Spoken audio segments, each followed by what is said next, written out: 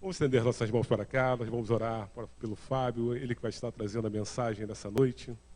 Deus, nós queremos te agradecer, porque aprove o Senhor no dia de hoje estarmos aqui nesse lugar para ouvir a tua palavra. Senhor, nada mais queremos, eu sei que o pregador também, nada mais ele quer do que falar por ti nesta noite.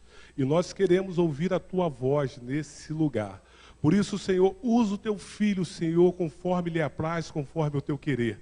E nos satisfaz, Senhor, nas nossas necessidades, porque a tua palavra é o alimento que precisamos nessa noite. E não será diferente. Tu falarás através do teu filho, para nos alimentar, em nome de Jesus. Amém.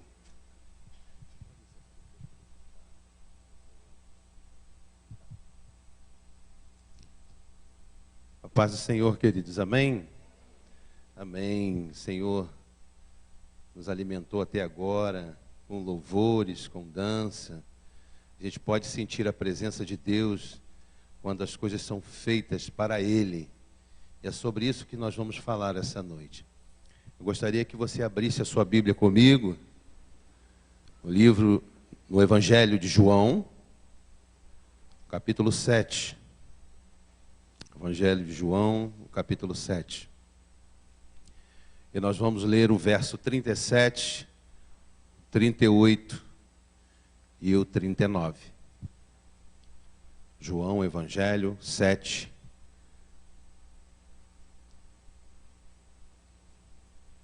37, 38 e 39. Amém? Todos acharam? Amém. Diz assim: e no último dia, o grande dia da festa, Jesus pôs-se em pé e clamou dizendo: se alguém tem sede, que venha a mim e beba. Quem crê em mim, como diz a Escritura, rios de água viva correrão do seu ventre.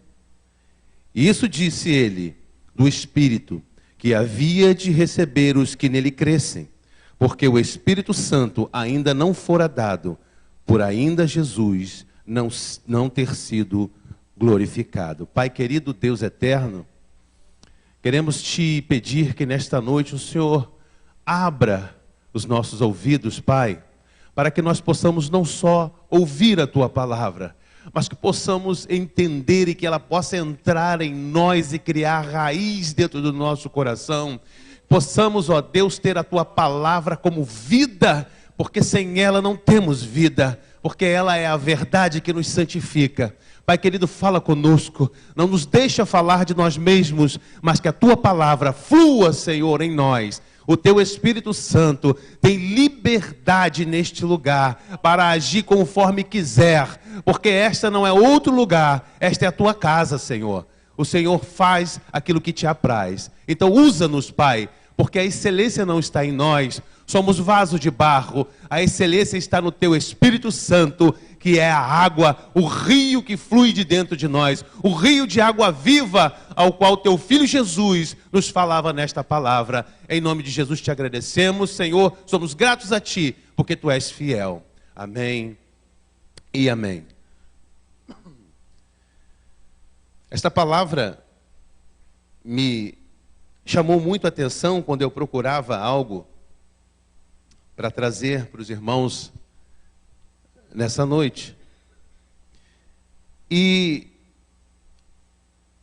eu vi que Jesus nunca, no seu ministério, e o que está registrado na Bíblia, jamais foi escrito por um motivo qualquer.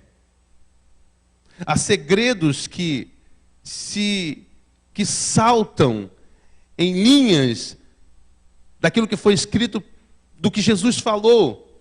Nada se foi feito ou foi dito por Jesus que não teve importância, tudo tinha importância. E eu quero falar sobre esse episódio. E no último dia, o grande dia da festa. Aqui está se referindo a uma festa tradicional de Israel,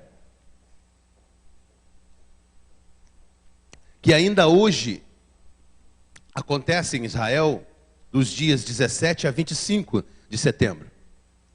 A festa do Sukkot, ou festa das cabanas, ou, como nós conhecemos, festa dos tabernáculos. O Sukkot é o plural de Sukkah, que significa cabana, tenda. E, como tradição, Israel sempre fez isso. Desde que foi instituído esta festa pelo Senhor, você encontra o registro dessa festa detalhada por Deus para Moisés, dizendo detalhes de como ela deveria ser feita, cada folha, cada planta que deveria ser usada. Lá em Levíticos capítulo 23, do verso 33 ao 43, você percebe que o Senhor vai instruindo. Olha, faça assim, assim, e desse jeito, e use isso, e use isso. O Senhor instituiu essa festa. E dentre todos os motivos que essa festa tem, o primeiro motivo, a importância da tradição dessa festa, de todas as suas, dos seus símbolos, de todo o seu significado, o mais importante que o Senhor instituiu essa festa para Israel, foi para que Israel se lembrasse de onde ele veio.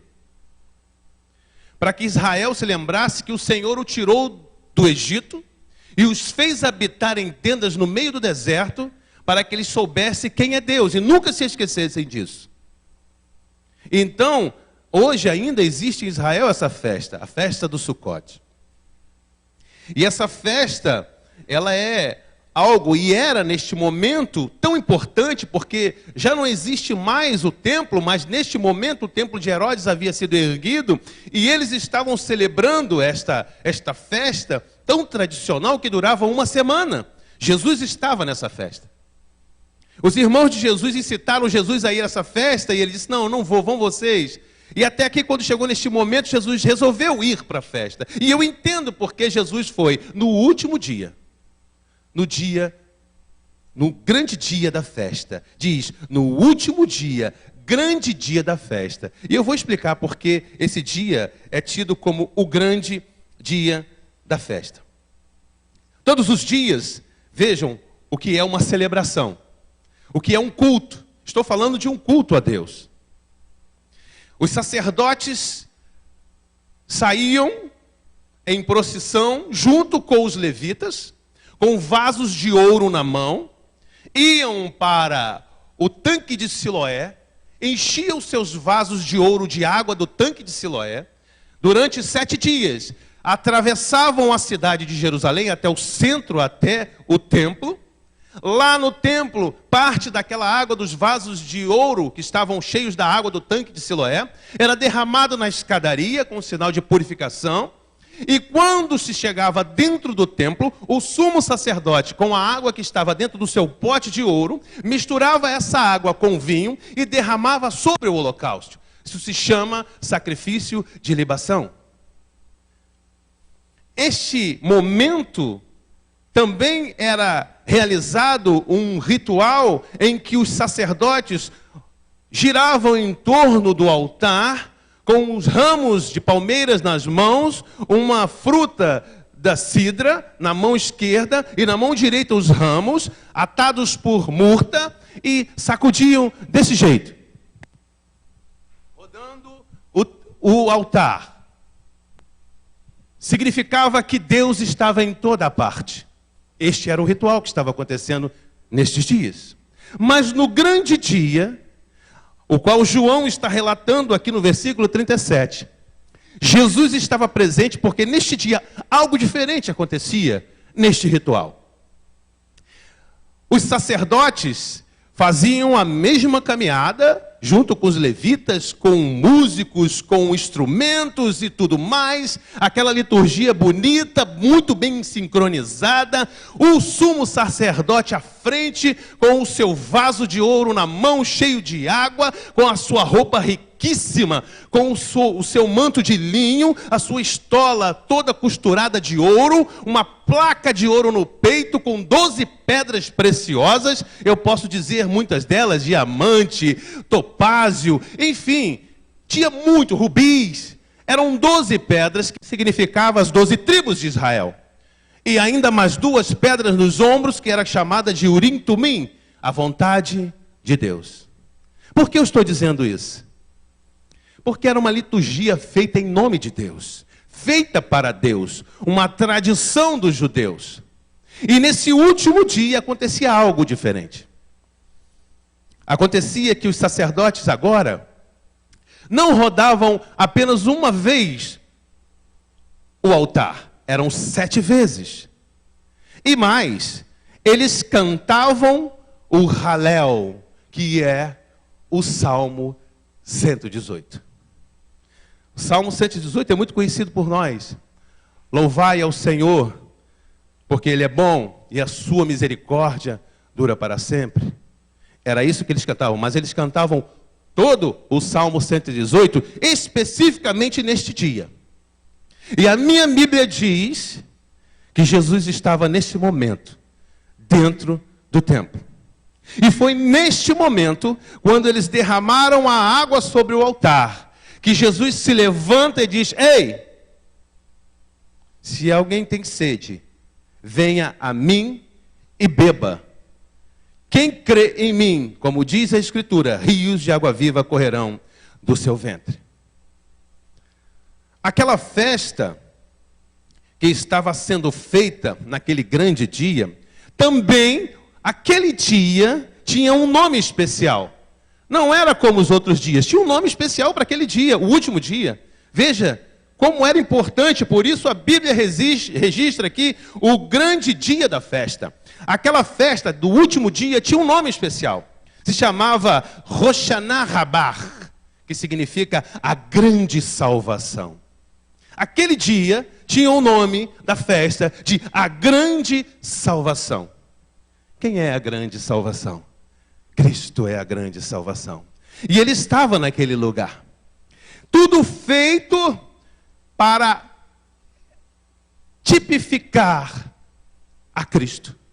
Todo o ritual que foi feito e que era feito apontava para o Messias.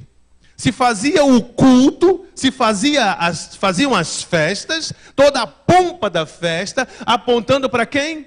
Para o Messias, para o Filho de Deus, para o enviado de Deus. E eles estavam ali adorando o que nem sabia que existia. Era uma festa, mas aonde podemos perceber que era mais importante o ter do que o ser. A festa, na verdade, era para quem? Se o próprio Deus estava dentro da festa e ninguém pôde reconhecê-lo.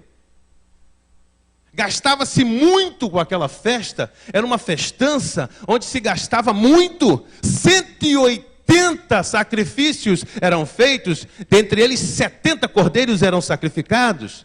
Muita coisa se gastava naquela festa, mas para quem era a festa? De quem era a festa que estava acontecendo? Era em nome de Deus, em nome de Cristo, mas como pode ser a pessoa que estava sendo homenageada não foi reconhecida na sua própria festa? Deixa eu te trazer à tua memória algo para que você sinta o que Jesus passou naquele momento. Imagine você se ausentando da sua casa por algum tempo, e um dia você anuncia que vai voltar. E a sua família prepara uma festa. Todas as comidas que você gosta, as músicas que você gosta, as roupas que você gosta, tudo na festa. Tudo preparado para você. Os convidados, os seus irmãos, a sua família inteira. Então você chega na festa. E quando você chega na festa, as pessoas continuam fazendo a festa. E você não é notado, você não é percebido. E você fica olhando as pessoas falando sobre você, cantando sobre você. E de repente você olha e diz: ei, para tudo. Eu sou o dono da festa. Essa festa é para mim. E aí as pessoas fazem o quê? Esse cara é doido, chama a polícia. Bota esse cara para fora. Esse cara é maluco. Essa festa não é para você, não. É para outra pessoa. Você não é a pessoa de quem nós estamos falando. Imagine se você, numa situação como essa. Foi exatamente o que aconteceu com Cristo neste episódio. A festa tinha o seu nome. A grande salvação. A festa era para Ele. O que estava se celebrando era Ele, o sacrifício era Ele, a libação era Ele, mas Ele chegou e ninguém percebeu, ninguém sentiu a sua presença, ninguém o adorou, ninguém o deu para Ele um lugar de destaque na festa, ninguém percebeu que o dono da festa estava. O sentido da festa havia se perdido. O sentido da celebração havia se perdido. Já não se fazia mais o culto, estou falando de igreja, porque era a igreja da época. Já não se fazia mais o culto, na verdade, para Deus realmente, porque se aquele culto fosse para Deus, eles sentiriam a presença do Deus vivo naquele lugar. Eles sentiriam a presença do Espírito Santo naquele lugar, porque Jesus estava naquele lugar, o Deus que se transformou em homem estava naquele lugar, algo tinha que acontecer, o coração deles tinha que arder, eles tinham que se derramar em lágrimas naquele lugar, algo está acontecendo, Ele está aqui. Mas ninguém percebeu a presença do Rei dos Reis e Senhor dos Senhores. Então, para quem era aquela festa? De quem era aquela festa? Isso me leva a acreditar que muitas vezes se fazem festas em nome de Cristo e em nome de Deus, mas na verdade Ele não está convidado para a sua própria festa. É feito para Ele. O nome dele está nos cartazes. O nome dele está por toda parte. As músicas são para Ele, mas Ele não foi convidado.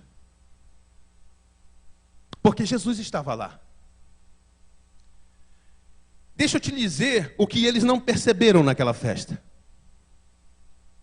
O tanque de Siloé, começa por aí. Siloé significa o enviado. E quem era o enviado de Deus? Começa por aí. E depois vem a água derramada sobre o altar. Aquilo significava o sacrifício de Cristo, derramando a sua vida por todos nós. E o cordeiro que estava ali no altar também era Ele. Ele era a libação e também o cordeiro. Tudo apontava para Ele. Estou falando de alguém, mas quando esse alguém chega, eu não sei que ele chegou. Eu não o reconheço. E Jesus se levanta e diz, e dá uma chance de ser reconhecido. Diz, ei, eu estou aqui. Vocês estão falando de mim. Ei, essa água que vocês estão derramando, eu vou derramar sobre vocês, porque quando eu for embora, o Espírito Santo virá, e ele virá como água dentro de vocês, e um rio de água viva vai brotar dentro de vocês, e vocês farão obras maravilhosas, sinais de Deus na terra. Eu trarei este poder desta água sobre vocês. Venha e beba em mim. E o que acontece? Aqueles homens põem ele para fora. E diz, ele não é nada. O Messias vem da linhagem de Davi. Você é um nazareno. Você não pode vir nada bom de Nazaré. Quem é este homem que está reivindicando ser filho de Deus? Prenda ele, matem ele. Mas ora, a festa não estava sendo feita para ele. Queridos, isso me chama tanto a atenção, pelo fato também daquele momento, eles estarem cantando um salmo messiânico, que era o Salmo 118, é o Salmo 118. Eles cantavam, pasmem, sobre Cristo. Olha, eles cantavam o Salmo 118, que é um salmo messiânico, o Salmo de Halel, que dizem os historiadores, até as pessoas brincam porque eu falo muito de Flávio Josefo, mas era muito cantado no momento das celebrações, e principalmente as celebrações espirituais, chamadas espirituais. O Salmo de Halel é um salmo que exalta a Deus de todas as formas, mas deixa eu te dizer o que acontecia neste momento de João 7:37. Quando estavam ali, esta festa até hoje tem este motivo.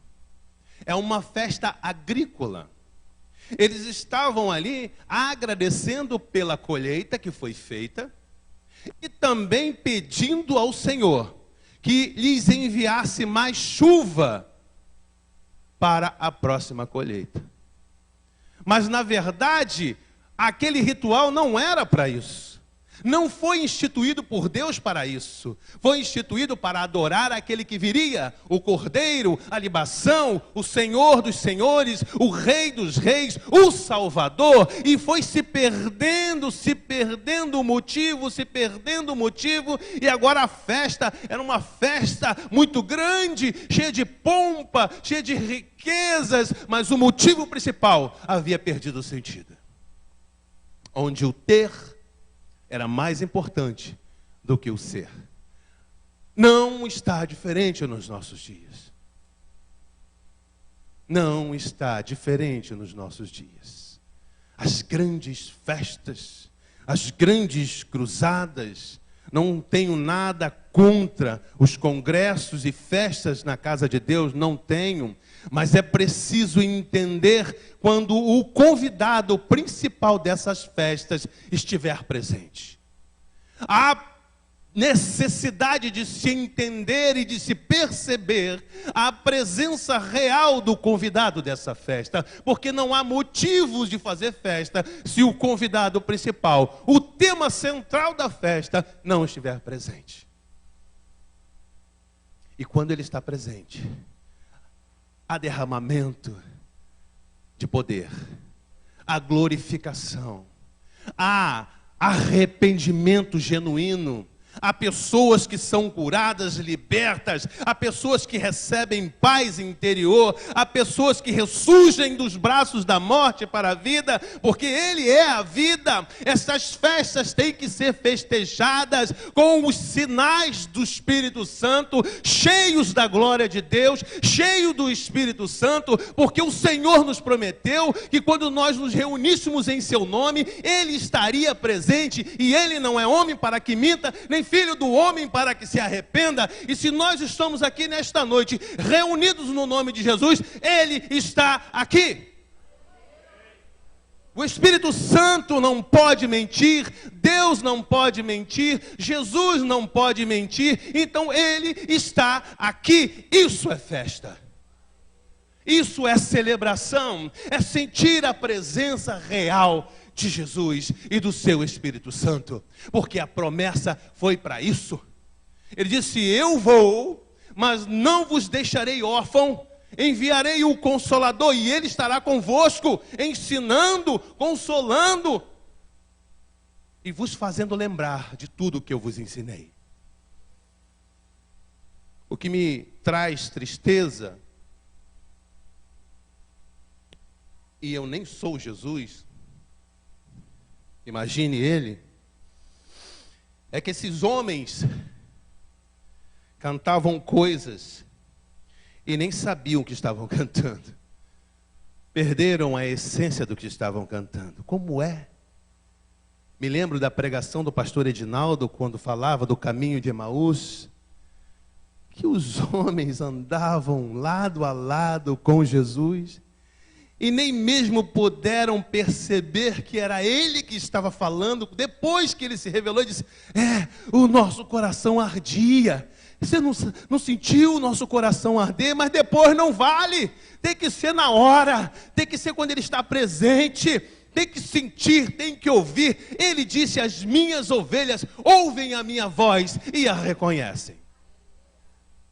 Se eu sou ovelha, eu tenho que reconhecer a voz do meu pastor. Tem se perdido o sentido da adoração. Tem se adorado homens. Tem se adorado figuras. Tem se adorado celebridades. Tem se feito festa para se mostrar qual é o pregador mais eloquente. Qual é o homem, o orador, que pode falar mais da sua sabedoria própria. Mas Jesus Cristo é um homem e que se fez homem, um Deus que se fez homem, e que é o centro de todas as coisas, fica para trás. Deixa eu lhe falar uma coisa. Paulo diz assim: a minha vida é como sacrifício de libação ao Senhor, porque Paulo sabia que ia ser morto pela palavra de Deus, porque pregava Cristo. Eu e você fomos chamados para ser Sacrifício de libação, mas não estou falando de morte. Sabe qual era a função da libação? Deixa eu te mostrar uma coisa, deixa eu te elucidar o que era libação.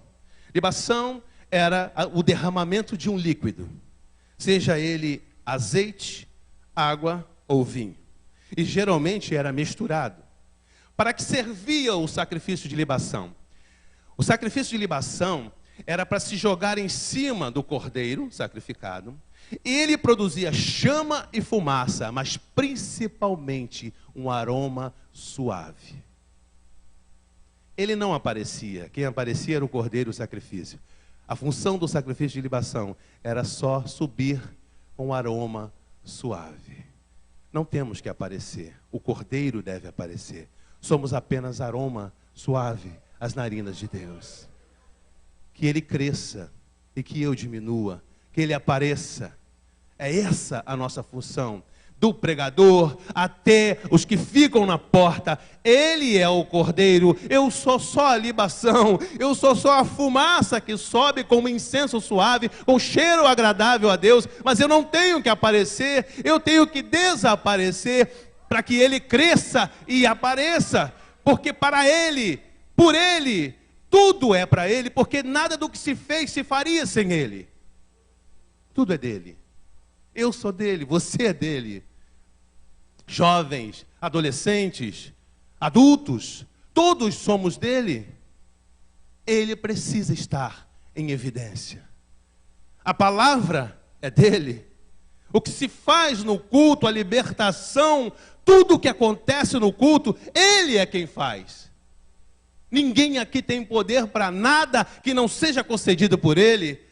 Pilatos disse para Jesus: ei, você não sabe que eu tenho poder para te soltar? Ele disse: nenhum poder lhe é dado, senão aquele que vem do meu Pai. Ele é que levanta os reis e que os faz cair. E vejam, esses homens cantavam o Salmo 118. Deixa eu te trazer à tua mente a realidade daquela situação tão triste para um Deus que veio resgatar o seu povo. Salmo 118, o verso 20 é muito forte, quando eles cantavam assim: esta é a porta do Senhor, por ela os justos entrarão. E Jesus afirma em João 10, 9, eu sou a porta das ovelhas. Quem entrar por mim, entrará e sairá e achará pastagem. A porta estava ali. Eles cantavam no verso 22, a pedra que os edificadores rejeitaram, essa foi posta por pedra angular. Quem era a pedra que os edificadores rejeitaram? Eles eram os edificadores. A pedra estava lá dentro, estava sendo rejeitada por eles, e eles continuavam rejeitando. Também, no versículo 26, está, essa aqui é demais. Até para o meu coração que não estava na hora. Bendito aquele que vem em nome do Senhor, da casa do Senhor vos bendizemos. Bendito o que vem em nome do Senhor. O bendito do Senhor estava no meio deles. O bendito do Senhor estava ali pronto para ser adorado. O bendito do Senhor estava ali pronto para ser exaltado, para oferecer salvação, redenção, para oferecer uma vida nova, para oferecer um novo momento. E eles não perceberam, pelo contrário, expulsaram-lhes dali. E quero dizer que muitas igrejas hoje expulsam o próprio Deus de dentro delas, quando fazem festa para homens e não festas para Deus. O Espírito Santo de Deus é um Espírito puro, é um Espírito Santo, e ele não se mistura aonde há mistura entre o santo e o profano.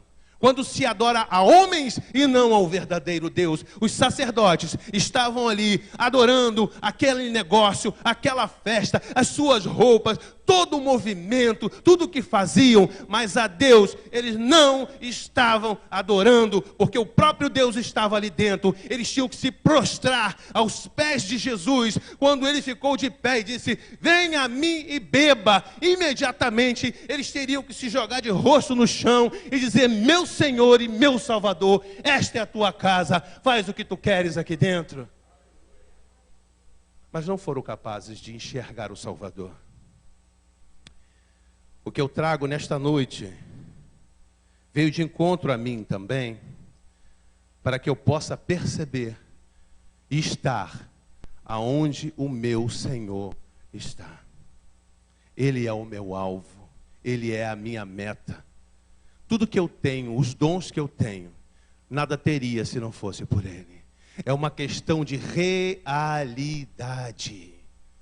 Se troca o momento do culto para se adorar o próprio culto e não o dono do culto. Eu estou dentro do culto, mas a minha atenção está voltada para outras coisas, para quem canta melhor, para quem toca bem, para quem fala melhor. Deus não está neste negócio. Deus não tem compromisso com palavras de homem, Ele tem compromisso com a sua própria palavra. Porque Ele tem uma palavra suficiente, verdadeira e eficaz. Deus não se compromete com aquilo que não é seu. Por isso, queridos, existem 3 passos principais e lógicos e óbvios para quem quer saciar a sua sede. Primeiro é ter sede. Porque quem não tem sede não vai beber água. Já experimentou beber água sem sede? Não é muito bom, não é muito agradável, não. Gostoso é quando você está com uma sede muito forte e vem aquela água fresquinha para você beber. Dizem que a água é insípida e a gente aprendeu isso na escola. Mas como é gostoso beber água com sede. É muito bom beber água com sede. E esta água tem que ser bebida com sede. E se não for bebida com sede, é chata, é ruim. Segundo lugar, você precisa ir à fonte. Você precisa ir aonde tem água. É o segundo passo para quem tem sede, saciar a sua sede. E o terceiro passo, o mais óbvio, é beber. Beber, beber e beber da água. Beber da fonte, beber, beber, beber, porque essa fonte aqui, quanto mais você bebe, mais sede você tem, e quanto mais você se enche dessa água, mais transborda de dentro de você, poder de Deus, um rio de água viva. Ele disse, o meu Senhor, o teu Senhor disse, quem crê em mim, como diz a Escritura, rios de água viva correrão do seu ventre, aleluias. Ele não mente, não é homem para que minta, nem filho do homem para que se arrependa. E se ele disse, ele cumpre. E se ele cumpre, eu quero ser um manancial de águas do Senhor. Eu quero que do meu ventre brote rios de água viva, para que o poder de Deus se manifeste na minha vida, na minha casa, e todos que estejam ao meu redor sejam contagiados por este poder, por esta força chamada Espírito Santo de Deus, este ser maravilhoso que foi enviado por Jesus para estar conosco até que Ele venha nos buscar. Busquemos ao Senhor. Essa é a nossa meta. Precisamos entender, como igreja, que o centro da festa é Ele. Não são cantores famosos, não são pregadores eloquentes que têm fama, porque a palavra de Deus é simples e é revelada aos simples. Eu quero ser muito simples, porque eu quero ter a palavra do Senhor sempre em mim. Porque o homem se corrompe facilmente com a fama. Nós conseguimos presenciar isso com homens que são famosos por pregar o Evangelho e hoje são loucos pregando heresias na internet e em todos os lugares. Homens que estão envolvidos com escândalos e outrora eram pregadores que arrastavam multidões, porque tinham ciência, porque tinham conhecimento. Deixa-me falar uma coisa, Jesus quando queria falar com os doutores, ele chocava os doutores, porque ele era conhecido, ele conhecia muito, ele era a própria lei, ele conhecia de tudo, porque ele criou todas as coisas, mas quando ele queria falar com as pessoas e se fazer entendido, ele comparava as coisas com o que as pessoas conheciam. Ele dizia, olha, o reino de Deus é semelhante a um homem que construiu a sua casa, ou o reino de Deus é como um senhor que deu talentos. O reino de Deus, ele explicava de uma maneira bem simples, porque o Senhor Jesus quer alcançar aqueles que são simples e humildes. O Senhor não está importando-se com aqueles que é altivo. O Senhor não quer aquelas pessoas que são donas de si mesmo. Para o governo de Deus estar na tua vida ou na minha vida, é preciso que toda forma de governo caia por terra, inclusive o meu próprio governo. Já não sou mais eu quem vivo, mas Cristo vive em mim. Isso é uma verdade. É uma verdade que muitas vezes deixamos de perceber. E me chama a atenção quando o Senhor, de uma forma tão doce e tão forte, fala lá em Jeremias, no profeta Jeremias, no capítulo 29, versículo 13, 14, parte A. Olha só o que ele diz no 13: buscar-me-eis e me achareis, quando me buscardes de todo o vosso coração. E olha o 14, parte A: e serei achado de vós, diz o Senhor. E gosto muito da versão NVI que diz assim: eu me deixarei ser encontrado por vocês. Ninguém acha Deus, ele se deixa ser encontrado. Mas para encontrar o Senhor, é preciso buscá-lo de todo o nosso coração. Não se faz festa sem que o convidado principal esteja nela, porque a festa não tem sentido, porque ele é a razão de todas as coisas. E ele diz, Jesus disse que estaria presente. Jesus nunca, jamais iria dizer algo que ele não pudesse cumprir. Nunca prometeria algo que ele não pudesse cumprir. E ele disse, na minha Bíblia está escrito, e na sua também, em Mateus capítulo 18, versículo 20, ele disse assim: onde estiverem 2 ou 3 reunidos em meu nome, eu estarei aí no meio deles. E ele está aqui, porque ele não mente, ele nunca nos enganaria. E se ele disse que estaria, ele está aqui. Então não perca tempo, sinta ele neste lugar, sinta o Senhor nesta casa. Eu não vim aqui para sentir nada que não seja a presença do meu Deus. Eu não vim neste lugar para falar de homens, para ver homens, mas para sentir, para adorar aquele que é digno de toda honra, de toda glória e de todo louvor. Justo, verdadeiro e fiel, ele foi mandado para nos resgatar das trevas para a sua maravilhosa luz. Este é o verdadeiro dono da festa. Este é o Senhor da festa. E olha que Jesus era festeiro. A primeira festa que Jesus foi um casamento, e ele trouxe alegria para o casamento. E a última festa que Jesus foi esta festa. A festa do Sucote, a festa dos tabernáculos. Esta foi a última festa do mestre. E nesta festa, ele foi insultado. Ele foi banido da sua própria festa. Porque os homens perderam o sentido de quem é Deus, da adoração, da verdadeira adoração, e passaram a gostar daquilo que recebiam, da atenção do povo. Quando os sacerdotes atravessavam a cidade de Jerusalém, trombetas eram tocadas para que todos vissem que eles, os homens, estavam atravessando a cidade. Por que Caifás foi tão eficaz em tentar tirar Cristo de jogada? Porque não iam mais precisar dele. Porque ele não ia ser mais o representante de Deus na terra.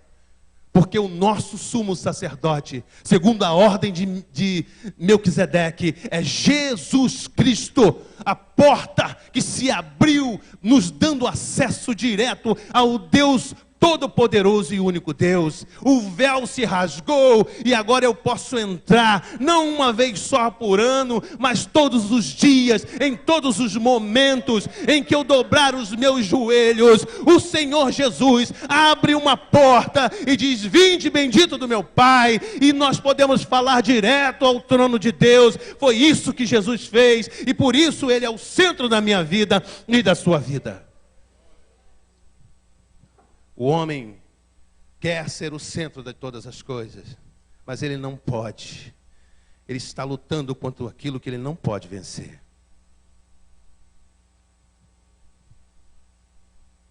Paulo diz em Romanos, capítulo 8, versículo 6.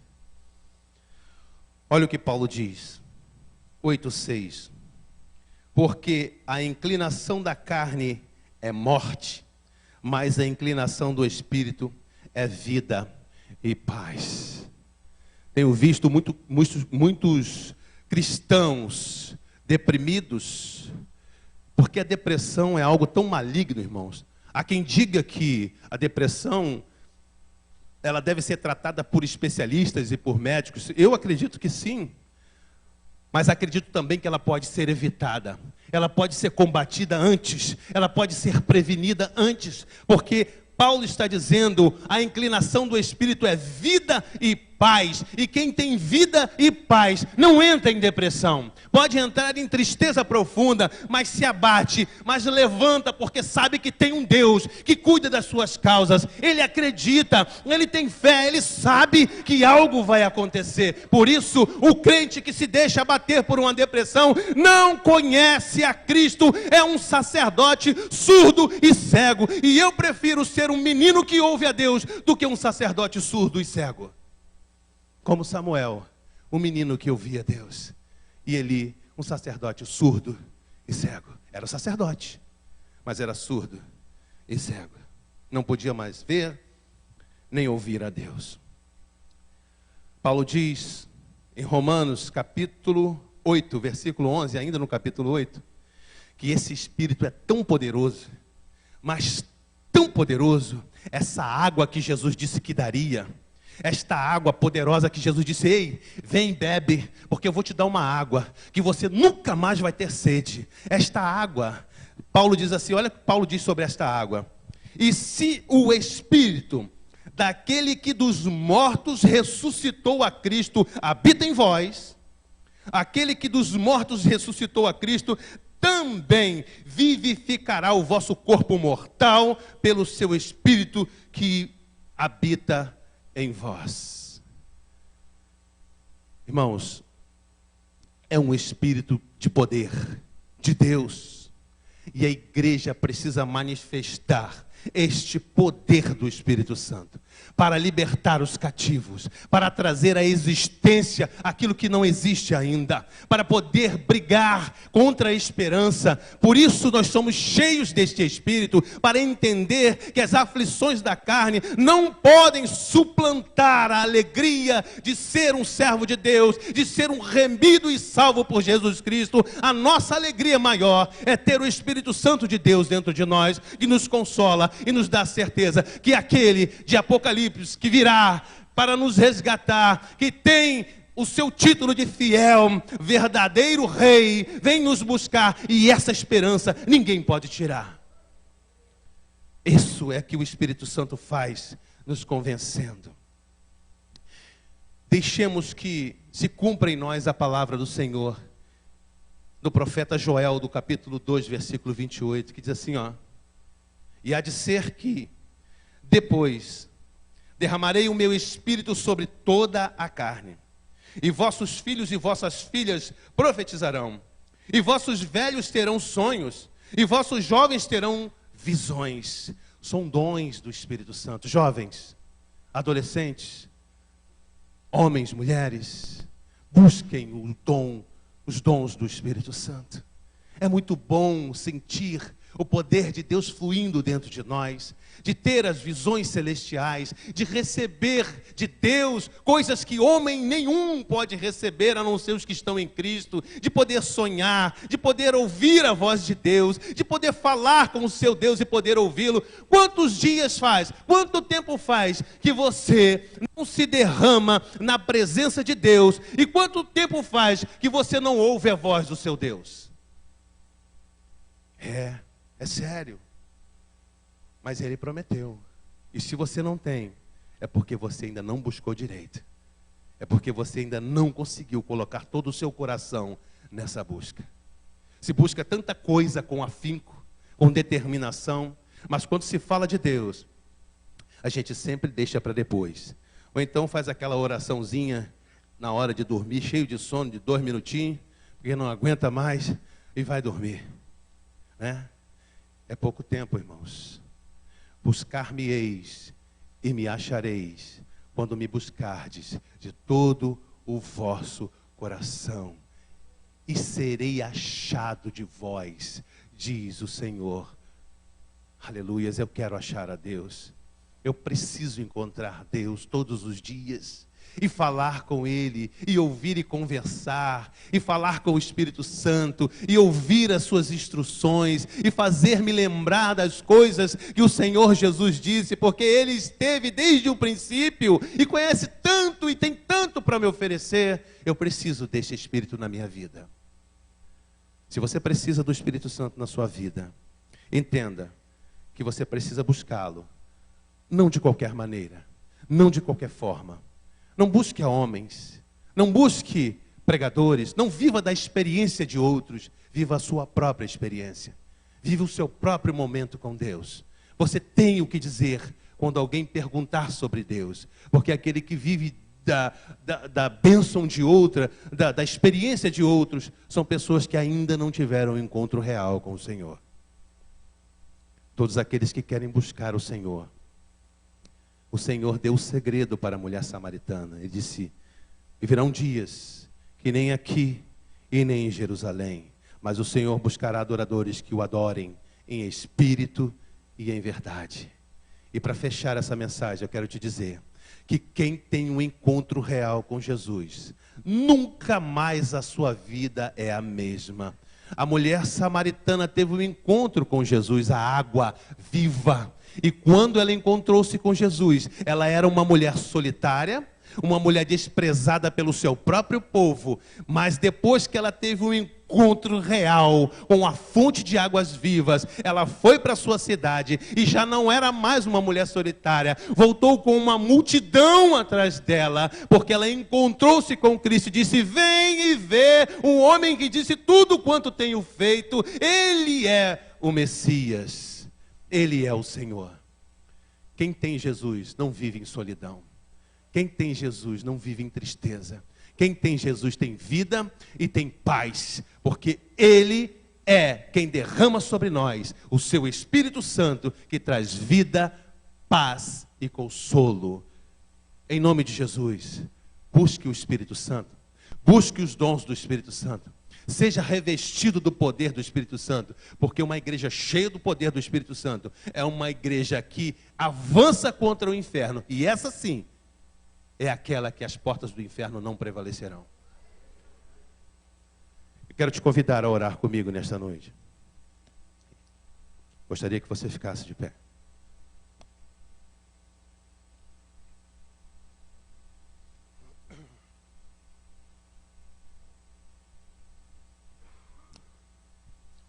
O Espírito Santo de Deus,